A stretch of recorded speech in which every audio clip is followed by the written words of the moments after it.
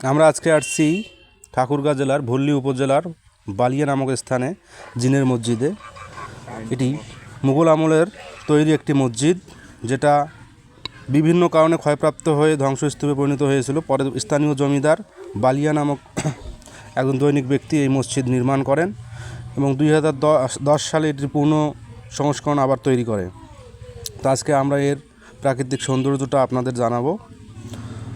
এটা মেইন ফটক, যেটা আমরা বর্তমান দেখাচ্ছি, এটা হচ্ছে মেইন ফটক। সেখানে অনেক স্থানীয় দর্শনার্থী এবং বহু দূর দূরান্ত থেকে এই মসজিদ দেখার জন্য আসে। কথিত আছে এক রাতের মধ্যে এই মসজিদ তৈরি হয়, কিন্তু না, এটা আসলে সঠিক নয়। আমি মসজিদের মুয়াজ্জিন যেটা আছে তার সঙ্গে কথা বলে এটা আমরা জানতে পারছি। আমরা এখন ভিতরের দিকটাকে আপনাদের দেখাবো।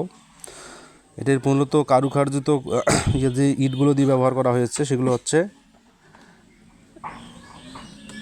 একটু জনসংগমের জন্য প্রবেশ একটু সমস্যা হচ্ছে। আমরা এখন ভিতরে প্রবেশ করেছি।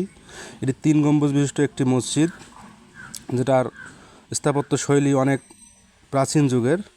আমরা তাকে দেখালাম, সেটা হচ্ছে এই মসজিদের মুয়াজ্জিন।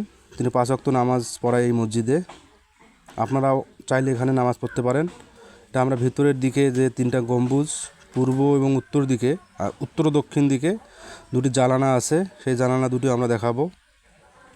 এটি আমাদের মুঘল আমলের একটা ঐতিহ্যবাহী জামে মসজিদ, যেটা আপনারা যদি দেখতে চান তা ঠাকুরগাঁ জেলায় থেকে ভল্লি উপজেলার পঞ্চগড় যে রোডটা আছে তার পাশেই অবস্থিত।